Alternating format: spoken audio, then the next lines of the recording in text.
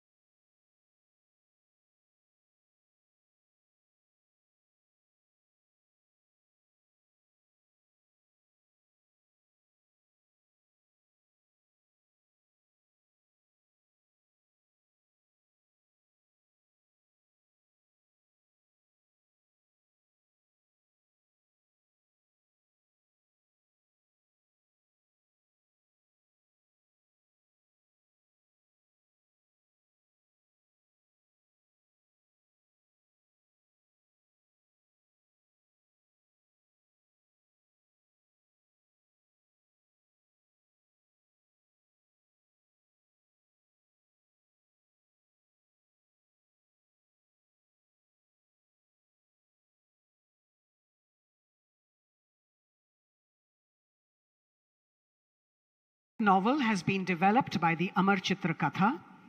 The publication aims to awaken interest in school and college students about museums, not just as a space for infotainment, but also as a place for gainful employment.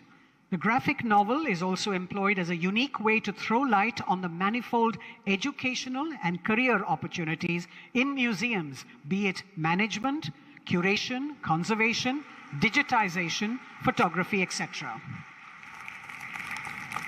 We have both Hindi and English versions of the graphic novel for you. The Directory of Museums in India is another unique component of the Expo, styled as the Yellow Pages for the museums in India. This directory provides a census of more than 1,200 museums across the country with facade photos and details of the year of establishment, core collections, opening hours, and visitor amenities. It is noteworthy to recall that the last attempt to provide a comprehensive database was in 2013 by a non-government entity, and there has been no updation since.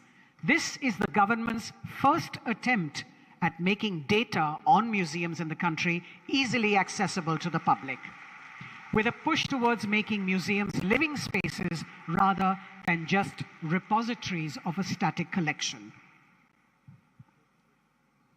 We now have the illustrated museum cards to complement the Directory of Indian Museums and also popularize these repositories of history and culture.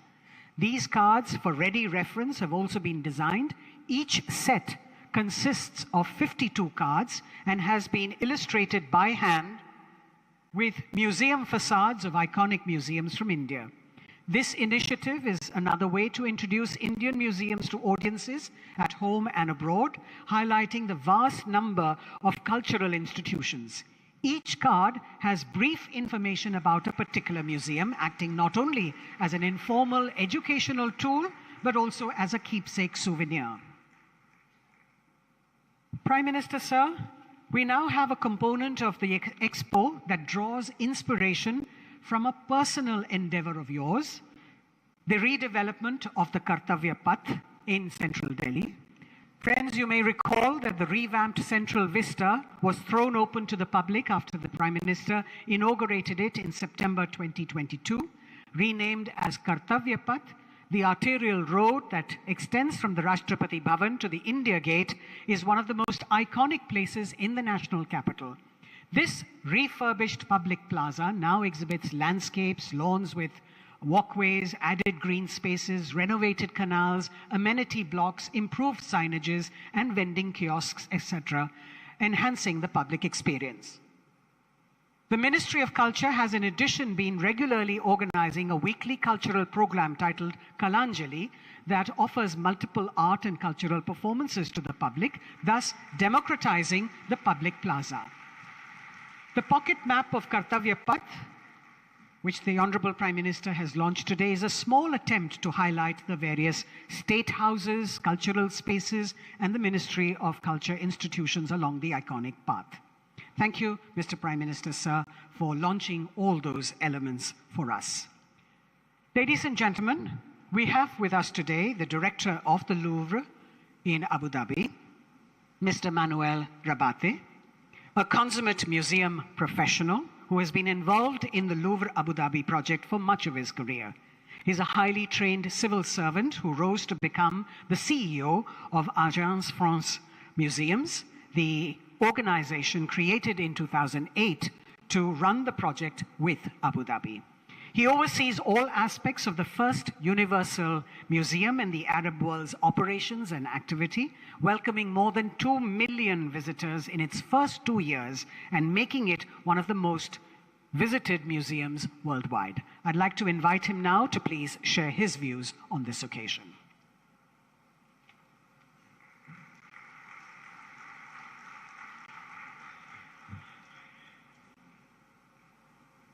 Namaste, Sabalrer, bonjour, good morning.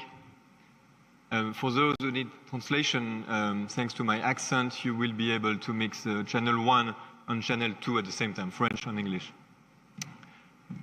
Your Excellencies, honorable delegates, ladies and gentlemen, it is with great honor and gratitude that I stand in front of you today at the International Museum Expo 2023 in New Delhi. I want to congratulate for all the achievement that we have seen Shri Narendra Modi, the Honorable Prime Minister of India, for your unwavering support and commitment to the development of art and culture sector. I want to thank my colleagues and friends from the Ministry of Culture of India, Shri G. Kishan Reddy, Mr. Govind Mohant, and Mrs. Mugdha Singha, that I had the pleasure to welcome in Abu Dhabi a short while ago. For this moment, I would like to start with the profound wisdom of two visionary leaders who have left a strong mark on their nations and on the world. His Highness, the late Sheikh Zayed bin Sultan Al Nahyan, once said, "He who does not know his past cannot make the best of his present and future, for it is from the past that we learn." Closer to you, closer to here, Mahatma Gandhi also stated, "The future depends on what you do today." The teaching of both these exemplary leaders encourage us to take responsibility for our action, to create positive change, and to build a better future for the generation to come. Today, as we gather in this expo, at the crossover of culture, we witness the power of art and culture in bridging divides and transcending boundaries. As we celebrate our shared connections, we have the opportunity, with the museum system, to establish institutions and practices that serve as meeting points for a diversity of culture and people to engage, understand, and respect one another. A spectacular example of this, if I may, is the Louvre Abu Dhabi in the United Arab Emirates, which opened a little more than 5 years ago. It is a testament to the extraordinary collaboration between Abu Dhabi and France. It is a new cultural beacon, bringing different cultures together to shine a fresh light on shared themes that reveal and connect humanity. This is the first universal museum in the Arab world, and it is guiding us in an intellectual and emotional journey through time and space, unveiling our shared connection and the essence of what it means to be human. India, a land known for its rich diversity, and the UAE, a nation which embraces more than 200 nationalities, share a profound connection in terms of transformation. These nations are in constant motion, propelled by the interplay of culture, idea, and experience. In a very interconnected world, we have the opportunity to learn from one another, to draw upon our experience, success, sometimes failures of the past. As India, with this Expo, is contemplating the future of its museum system, it is vital to embrace innovative models that define the role of museum to bolster its transformative journey. You have a fantastically rich heritage and history. You are doing a commendable job of bringing it to the forefront. As a nation, you have made significant strides in showcasing your cultural treasure, and I applaud your efforts. I would like to share a few models, a few ideas for inspiration, not to copy, but to maybe learn from our success and our mistakes. I will propose 8 models or 8 ideas as takeaways that can resonate with what's happening here. First and foremost, I think we have created a new model of alliance, of governance. I'm a Frenchman working for the Department of Culture and Tourism of Abu Dhabi. We have a very strong relationship with the French system, and in Louvre Abu Dhabi, you have both names, the best of the biggest museum of the world, and something absolutely rooted in the capital city of this state. This kind of innovative relationship can help accelerate the transformation. Second model that I would like to share, a new model for collections. At Louvre Abu Dhabi, we span over 12,000 years of history, and we have 600, 700 to illustrate that. These artworks are actually coming for a good part from the French collection. The other part is what is developed and acquired in Abu Dhabi as a national collection. But we also have ambassadors' objects from different countries, from Jordan, from Saudi, from the Philippines, from South Korea, I hope one day from India. And we have invented a model through this ambassador object of semi-permanent, of museum always evolving, of shared collection, which I think is the future of presenting artifacts to the world. Third model, traveling exhibitions. This is a model that can help reaching out to more and more visitors. This is also a way to optimize the cost and the feasibility of exhibition. We are very proud. Today, in the Louvre Abu Dhabi, we have a wonderful exhibition organized by the Musée du Quai Branly with us, called Bollywood Superstar, a short history of Indian cinema. I encourage you to come and see. After telling the long storytelling of India, from the Ramayana to the Mahabharata up to the Bollywood phenomenon, this exhibition, which is touching the heart of the people in Abu Dhabi, will go to Paris in the Musée du Quai Branly, which is another way of optimizing the way we do exhibition.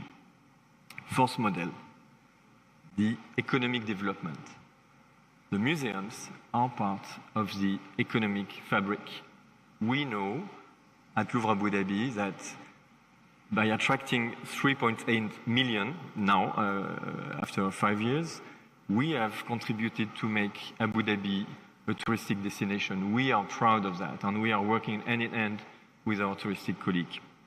This is also inbound, but this is also a way of building relationship with the private sector. I'm carrying a watch that we just developed. We're pushing our collection in the world, and we are generating new revenue streams. Museums need to be innovative for that. The fifth model is social inclusivity and environmental awareness, which is absolutely resonating with the thematics of the Expo today. We believe that the museum have to work for the inclusivity of the social fabric. We have a few strategies that I would like to share. We invited the elder Emirati to come to the museum, to tell story, to re-engage and to appropriate the space and the collection. We are conscious that there is a financial barrier to come to the museum. We invited the taxi driver to come with 3 persons, again, giving them the pride of opening the museum and bringing people for free inside. We're also working very hard to bring the people of determination inside the museum and to find ways of reaching out. A universal museum has to be universally accessible, and I can only congratulate you for having the translation in sign language, because we need to do the extra steps to be inclusive. Similarly, as a museum open to the sea and to the environment, we are places where sustainability has to be taken seriously and has to be thought. You can see the sea. I'm very proud of our turtle rehabilitation project, and the museum are places where we have to work. Sixth model, mindfulness, kindness. After these years of COVID, the museums are places where we can learn to be together again, and we can enjoy, we can meditate. We are very proud at Louvre Abu Dhabi to give other ways to visit the museum. You can tour it in a kayak because we are on the sea. We're also very proud of organizing a yoga session under the dome. You can meditate, and with the Indian Embassy in Abu Dhabi, we organize a yoga day under the dome. Beautiful moment of using the strength of Jean Nouvel's building to give a little bit of solace. 7 model, education and new ways of doing it. We are very proud of our children museum, in which we are putting real artworks, masterpieces at the level of the children, and we play on gamification. We need to fight with the world of digital screens. We can play with it, but we're making games that the kids are winning only if they look at the artworks. We want to educate the gaze. Finally, and maybe the most important at the end of the day, the model of the focus on the staff development. Museums are changing. We need to accompany this transformation with the ambition, with the number of museums that you have, with the number of museums that you are opening and changing. It's very important to invest in the transformation of the staff. And this is something which is for us at the core. We are creating a new generation of Emirati museum professionals, and we also would like to be the pole of excellence on training regionally. Well, these 8 ideas are just to share, not to copy, but to take as a gift, to be there with you. I will just finish by some words by André Malraux, from his Musée Imaginaire, the Imaginary Museum, who said, after all, the ideal museum is a passionate quest, a recreation of the universe in front of the creation. After all, the museum is one of the places which give the highest idea of mankind. Thank you very much. Naya.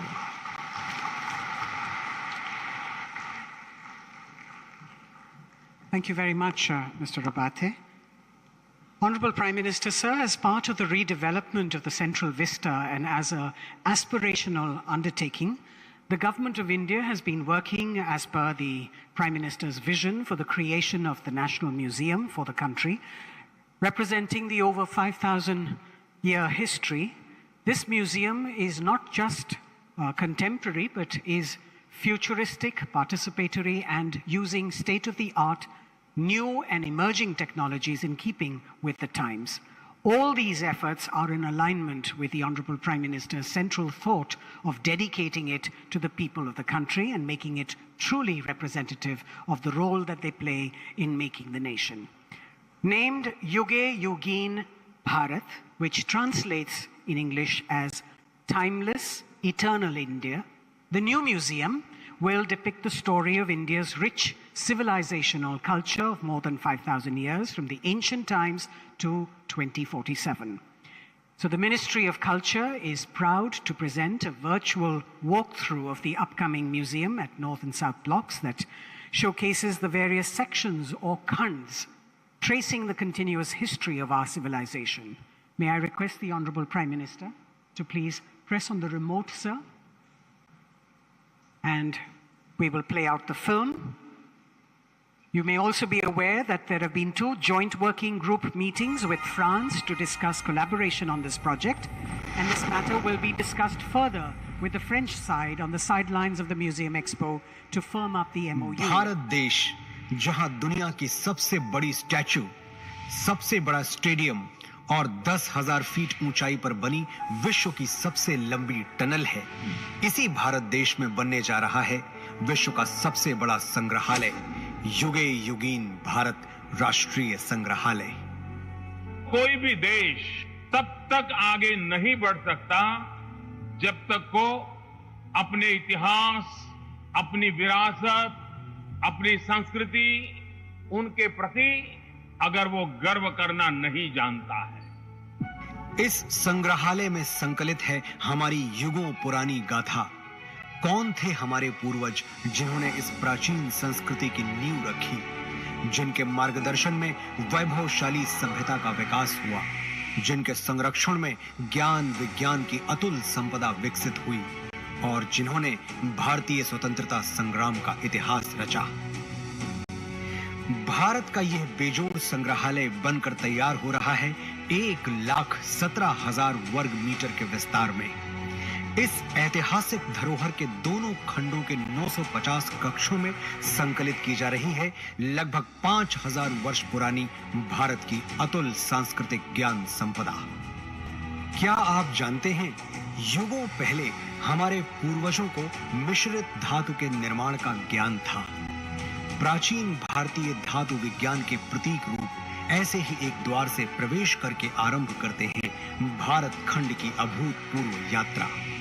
पहुंचते हैं भारतवर्ष की प्राचीन समृद्ध परंपराओं के संसार में।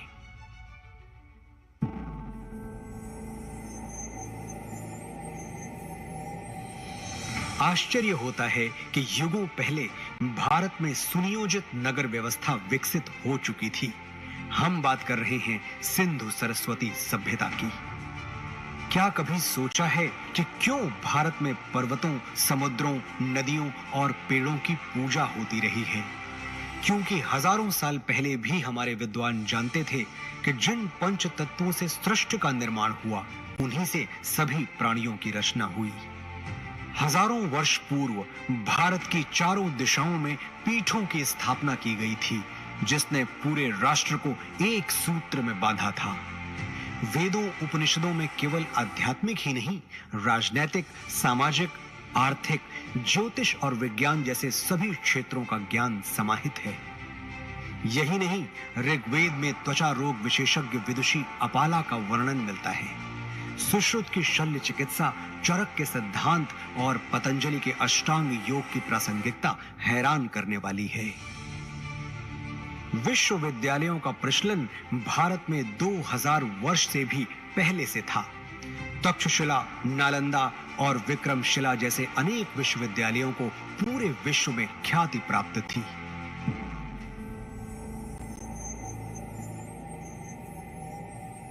वैभवशाली मौर्य साम्राज्य के उत्थान और विस्तार के साथ ही यहां सातवाहन, पल्लव और कुषाण, गुप्त वंश का स्वर्णिम काल, राष्ट्रकूट, चालुक्य, चेर, पांड्य वंशों और कश्मीर आदि के शासकों की गौरव गाथाएं संकलित हैं। सोने की चिड़िया भारत का वैभवशाली गुप्त वंश हो या दक्षिण भारत के चोल, चेर, पांड्य वंश, सभी के व्यापारिक संबंध पश्चिम में मिस्र, ग्रीस और रोम तक फैले थे।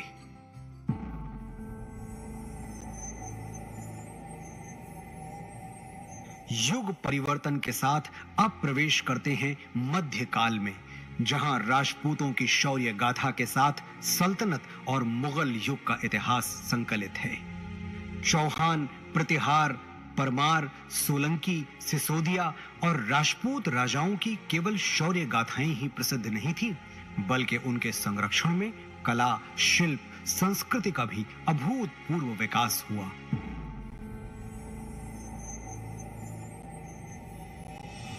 राजपूतों, मराठों और मुगल शासकों के ही युग में उत्तर पूर्वी भारत में अहोम शासन और दक्षिण में विजयनगर साम्राज्य का समृद्ध वास्तुशिल्प देखते हुए होयसल, यादव, मराठा शासकों का इतिहास देखते हुए अगले पड़ाव की ओर बढ़ते हैं।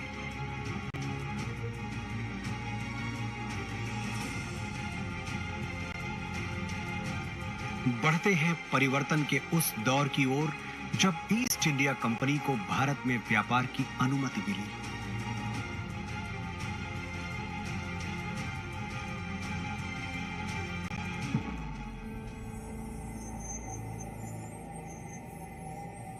पांचवें जोन में देखिए कैसे प्लासी और बक्सर की लड़ाइयों के साथ शुरू हुआ औपनिवेशिक शासन का विस्तार। 1760 से ही देश के सन्यासियों और फकीरों ने ब्रिटिश ईस्ट इंडिया कंपनी से आजादी पाने के लिए ऐसा मोर्चा संभाला जिसे कंपनी 40 साल तक दबा नहीं सकी। और 1857 के प्रथम स्वतंत्रता संग्राम के बाद हर वर्ग के लोग अपने अपने ढंग से आजादी की लड़ाई में आहुति देने उतर पड़े। लगभग 2 शताब्दी लंबे भारत के स्वाधीनता संग्राम की गाथाएं यहां संकलित हैं।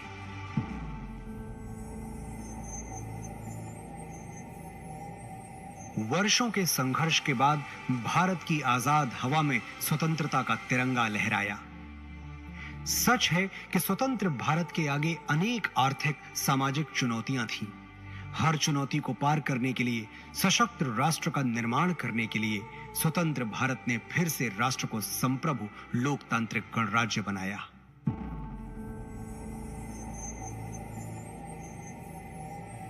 विज्ञान और प्रौद्योगिकी में आधुनिक भारत नई ऊंचाइयां छू रहा है। नई दिशाओं में नव प्रयोगों से नए आयाम तय कर रहा है। राष्ट्र को सुरक्षित बनाने के नित नए प्रयास सतत जारी हैं। रक्षा के क्षेत्र में भी भारत आत्मनिर्भर बन रहा है। अंतरिक्ष विज्ञान में ऊंची उड़ान, दिन प्रतिदिन बढ़ता डिजिटल संसार, चिकित्सा के क्षेत्र में अद्वितीय योगदान, दिनों दिन होता आर्थिक व्यापारिक विस्तार, शिक्षा का उत्थान प्रसार इस जोन के अन्य कक्षों में क्रमशः संकलित है। आज जब हम आजादी के अमृत काल से शताब्दी वर्ष की ओर अग्रसर हो रहे हैं, भारत के अतीत की अनमोल विरासत, वर्तमान के अथक प्रयासों और भविष्य की झलकियों की कहानियां समेटे बनने जा रहा है विश्व का यह सबसे विशाल संग्रहालय, युगे युगीन भारत राष्ट्रीय संग्रहालय।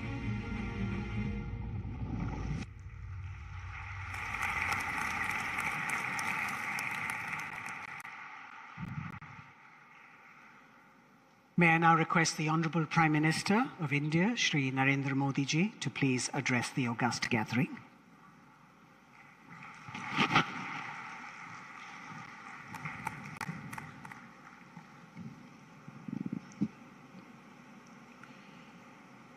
कैबिनेट में मेरे सहयोगी श्री जी किशन रेड्डी जी, मीनाक्षी लेखी जी, अर्जुन राम मेघवाल जी, लो म्यूजियम के निर्देशक मैनुअल रबाते जी, दुनिया के अलग अलग देशों से आए अतिथिगण, अन्य महानुभाव, देवी और सज्जनों, आप सभी को इंटरनेशनल म्यूजियम डे की बहुत बहुत शुभकामनाएं।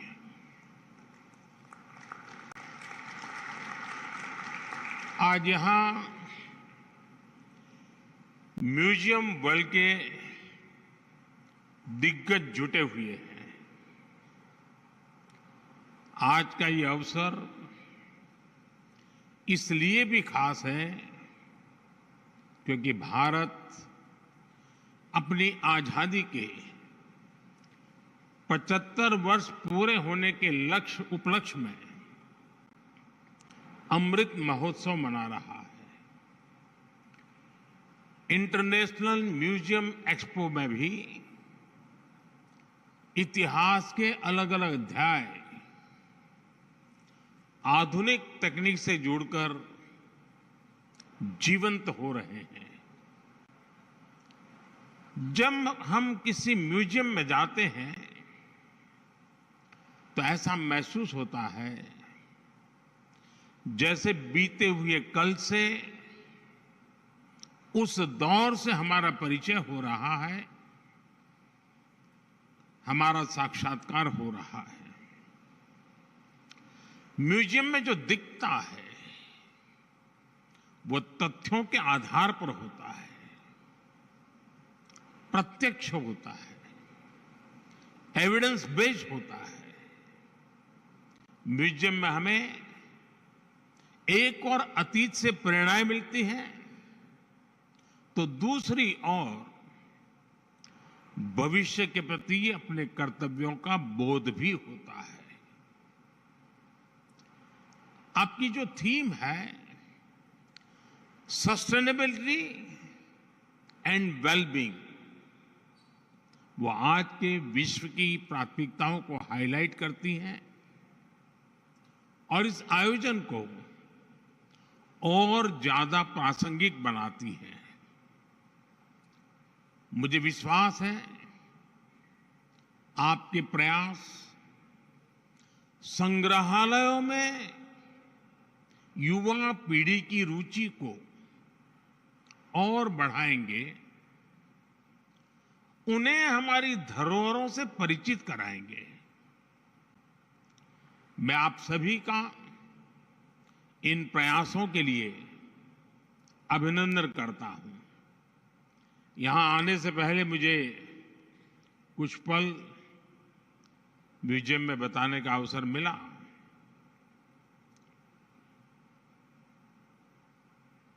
हमें कई कार्यक्रमों में जाने का अवसर आता है, सरकारी, गैर सरकारी, लेकिन मैं कह सकता हूं कि मन पर प्रभाव पैदा करने वाला पूरा प्लानिंग, उसका एग्जीक्यूशन, और सरकार भी इस ऊंचाई के काम कर सकती है जिसके लिए बहुत गर्व होता है, वैसी व्यवस्था। और मैं मानता हूं कि आज का ये अवसर भारत के म्यूजियम की दुनिया में एक बहुत बड़ा टर्निंग पॉइंट लेकर के आएगा, ऐसा मेरा पक्का विश्वास है। साथियों, गुलामी के सैकड़ों वर्षों के लंबे कालखंड ने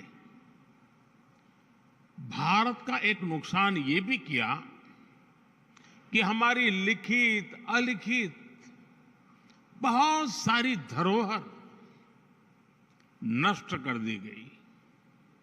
कितनी ही पांडुलिपियां, कितने ही पुस्तकालय गुलामी के कालखंड में जला दिए गए, तबाह कर दिए गए। ये सिर्फ भारत का नुकसान नहीं हुआ है, ये पूरी दुनिया का, पूरी मानव जात का नुकसान हुआ है। दुर्भाग्य से आजादी के बाद अपनी धरोहरों को संरक्षित करने के जो प्रयास होने चाहिए थे वो उतने हो नहीं पाए।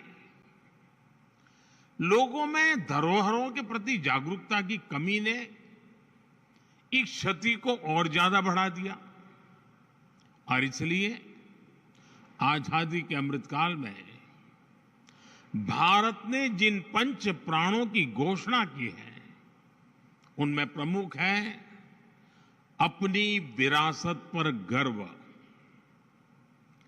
अमृत महोत्सव में हम भारत की धरोहरों को संरक्षित करने के साथ ही नया कल्चरल इंफ्रास्ट्रक्चर भी बना रहे हैं। देश के इन प्रयासों में स्वतंत्रता संग्राम का इतिहास भी है और हजारों वर्षों की सांस्कृतिक विरासत भी है।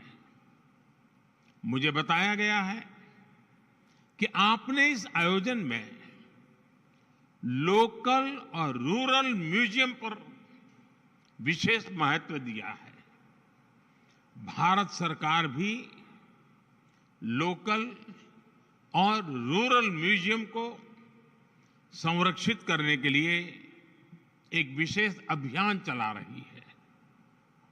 हमारे हर राज्य, हर क्षेत्र और हर समाज के इतिहास को संरक्षित करने के प्रयास किए जा रहे हैं। हम स्वाधीनता संग्राम में अपनी ट्राइबल कम्युनिटी के योगदान को अमर बनाने के लिए 10 विशेष म्यूजियम्स भी बना रहे हैं। मैं समझता हूं कि पूरे विश्व में एक ऐसी अनूठी पहल है जिसमें ट्राइबल डाइवर्सिटी की इतनी व्यापक झलक दिखने वाली है। नमक सत्याग्रह के दौरान महात्मा गांधी जिस पथ पर चले थे, उस दांडी पथ को भी संरक्षित किया गया है। जिस स्थान पर गांधी जी ने नमक कानून तोड़ा था, वहां आज एक भव्य मेमोरियल बना हुआ है। आज देश और दुनिया से लोग दांडी कुटीर देखने गांधीनगर आते हैं। हमारे संविधान के मुख्य शिल्पी बाबा साहब आंबेडकर का जहां महापरिनिर्वाण हुआ, वो स्थान दशकों से बदहाल था। हमारी सरकार ने इस स्थान को दिल्ली में 5 अलीपुर रोड को नेशनल मेमोरियल में परिवर्तित किया है। बाबा साहब के जीवन से जुड़े पंचतीर्थ, महू में जहां उनका जन्म हुआ, लंदन में जहां वो रहे, नागपुर में जहां उन्होंने दीक्षा ली, मुंबई की चैत्य भूमि जहां उनकी समाधि है, ऐसे स्थानों का भी विकास किया जा रहा है। भारत की 580 से ज्यादा रियासतों को जोड़ने वाले सरदार साहब की गगनचुंबी प्रतिमा स्टैच्यू ऑफ यूनिटी आज देश का गौरव बनी हुई है। स्टैच्यू ऑफ यूनिटी के भीतर भी एक म्यूजियम बना हुआ है। चाहे पंजाब में जलियांवाला बाग हो, गुजरात में गोविंद गुरु जी का स्मारक हो, यूपी के वाराणसी में मान महल म्यूजियम हो, गोवा में म्यूजियम ऑफ क्रिश्चियन आर्ट हो, ऐसे अनेक स्थानों को संरक्षित किया गया है। म्यूजियम से जुड़ा एक और अनूठा प्रयास भारत में हुआ है।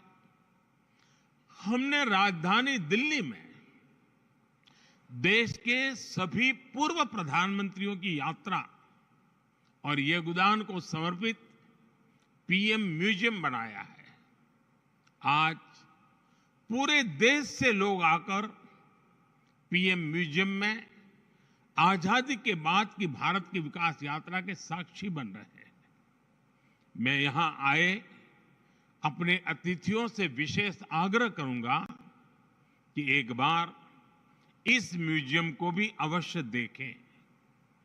साथियों, जब कोई देश अपनी विरासत को सहेजना शुरू कर देता है, तो उसका एक और पक्ष उभर कर सामने आता है। ये पक्ष है दूसरे देशों के साथ संबंधों में आत्मीयता। जैसे कि भगवान बुद्ध के महापरिनिर्वाण के बाद भारत ने उनके पवित्र अवशेषों को पीढ़ी दर पीढ़ी संरक्षित किया है और आज वो पवित्र अवशेष भारत ही नहीं, दुनिया के करोड़ों बौद्ध अनुयायियों को एक साथ जोड़ रहे हैं। अभी पिछले वर्ष ही हमने बुद्ध पूर्णिमा के अवसर पर 4 पवित्र अवशेषों को मंगोलिया भेजा था। वो अवसर पूरे मंगोलिया के लिए आस्था का एक महापर्व बन गया था। बुद्ध के जो रेलिक्स हमारे पड़ोसी देश श्रीलंका में है, बुद्ध पूर्णिमा के अवसर पर उन्हें भी यहां कुशीनगर लाया गया था। ऐसे ही गोवा में सेंट क्वीन केटेवान के पवित्र अवशेषों की धरोहर भी भारत के पास संरक्षित है। मुझे याद है जब हमने सेंट क्वीन केटेवान के रेलिक्स को जॉर्जिया भेजा था तो वहां कैसे राष्ट्रीय पर्व का माहौल बन गया था। उस दिन जॉर्जिया ने अनेकों नागरिकों वहां के सड़कों पर एक बड़ा मेले जैसा माहौल हो गया था, उमड़ पड़े थे। यानी हमारी विरासत वैश्विक एकता, वर्ल्ड यूनिटी का भी सूत्रधार बनती है और इसलिए इस विरासत को संजाने वाले हमारे म्यूजियम्स की भूमिका भी और ज्यादा बढ़ जाती है। साथियों, जैसे हम परिवार में साधनों को आने वाले कल के लिए जोड़ते हैं, वैसे ही हमें पूरी पृथ्वी को एक परिवार मानकर अपने संसाधनों को बचाना है। मेरा सुझाव है कि हमारे म्यूजियम्स इन वैश्विक प्रयासों में एक्टिव पार्टिसिपेंट्स बने। हमारी धरती ने बीती सदियों में कई प्राकृतिक आपदाएं झेली है। इनकी स्मृतियां और निशानियां आज भी मौजूद है। हमें ज्यादा से ज्यादा म्यूजियम इन निशानियों की, इनसे जुड़ी तस्वीरों की गैलरी की दिशा में सोचना चाहिए। हम अलग अलग समय में धरती की बदलती तस्वीर का चित्रण भी कर सकते हैं। इससे आने वाले समय में लोगों में पर्यावरण के प्रति जागरूकता बढ़ेगी। मुझे बताया गया है कि इस एक्सपो में गैस्ट्रोनोमिक एक्सपीरियंस के लिए भी स्पेस बनाया गया है। यहां आयुर्वेद और मिलेट्स, श्री अन्न पर आधारित व्यंजनों का अनुभव भी लोगों को मिलेगा। भारत के प्रयासों से आयुर्वेद और मिलेट्स, श्री अन्न दोनों ही इन दिनों एक ग्लोबल मूवमेंट बन चुके हैं। हम श्री अन्न और अलग अलग वनस्पतियों के हजारों वर्ष की यात्रा के आधार पर भी नए म्यूजियम बना सकते हैं।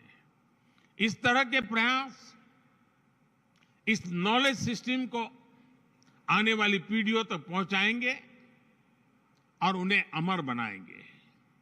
साथियों, इन सभी प्रयासों में हमें सफलता तभी मिलेगी जब हम ऐतिहासिक वस्तुओं के संरक्षण को देश का स्वभाव बनाएं।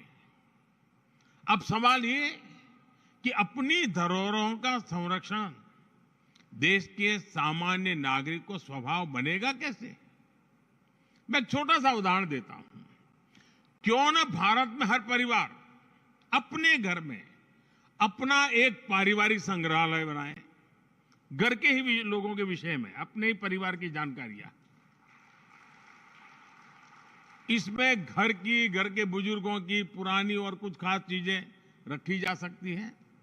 आज आप जो एक पेपर लिखते हैं वो आपको सामान्य लगता है, लेकिन आपकी लेखनी में वही कागज का टुकड़ा 3-4 पीढ़ी के बाद एक इमोशनल प्रॉपर्टी बन जाएगा। ऐसे ही हमारे स्कूलों को भी, हमारे भिन्न भिन्न संस्थानों और संगठनों को भी अपने अपने म्यूजियम जरूर बनाने चाहिए। देखिएगा इससे कितनी बड़ी और ऐतिहासिक पूंजी भविष्य के लिए तैयार होगी। जो देश के विभिन्न शहर हैं, वो भी अपने यहां सिटी म्यूजियम जैसे प्रकल्पों को आधुनिक स्वरूप में तैयार कर सकते हैं।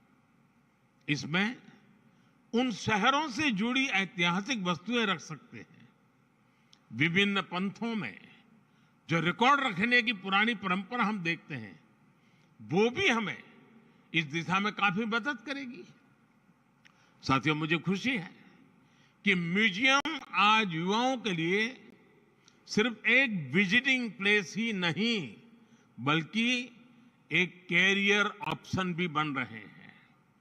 लेकिन मैं चाहूंगा कि हम अपने युवाओं को केवल म्यूजियम वर्कर्स की दृष्टि से ना देखें। हिस्ट्री और आर्किटेक्चर जैसे विषयों से जुड़े ये युवा ग्लोबल कल्चरल एक्शन के मीडियम बन सकते हैं। ये युवा दूसरे देशों में जा सकते हैं, वहां के युवाओं से दुनिया के अलग कल्चर के बारे में सीख सकते हैं, भारत के कल्चर के बारे में उन्हें बता सकते हैं। इनका अनुभव और अतीत से जुड़ाव अपने देश की विरासत के संरक्षण के लिए बहुत ही प्रभावी सिद्ध होगा। साथियों, आज जब हम साझी विरासत की बात कर रहे हैं, तो मैं एक साझी चुनौती का भी जिक्र करना चाहता हूं। ये चुनौती है कलाकृतियों की तस्करी और एप्रोप्रिएशन। भारत जैसे प्राचीन संस्कृति वाले देश सैकड़ों वर्ष से इसे जूझ रहे हैं। आजादी के पहले और आजादी के बाद भी हमारे देश से अनेकों कलाकृतियां अनएथिकल तरीके से बाहर ले जाई गई। हमें इस तरह के अपराध को रोकने के लिए मिलकर काम करना होगा। मुझे खुशी है कि आज दुनिया भर में भारत की बढ़ती साख के बीच अब विभिन्न देश भारत को उसकी धरोहर लौटाने लगे हैं। बनारस से चोरी हुई मां अन्नपूर्णा की मूर्ति हो, गुजरात से चोरी हुई महिषासुर मर्दिनी की प्रतिमा हो, चोल साम्राज्य के दौरान निर्मित नटराज की प्रतिमाएं हो, गुरु गोविंद सिंह जी के नाम से सुशोभित तलवार हो, पिछले 9 साल में ही करीब 240 प्राचीन कलाकृतियों को भारत वापस लाया गया है। जबकि उसके पहले कई दशकों तक ये संख्या 20 भी नहीं पहुंची थी। इन 9 वर्षों में भारत से सांस्कृतिक कलाकृतियों की तस्करी भी काफी कम हुई है। मेरा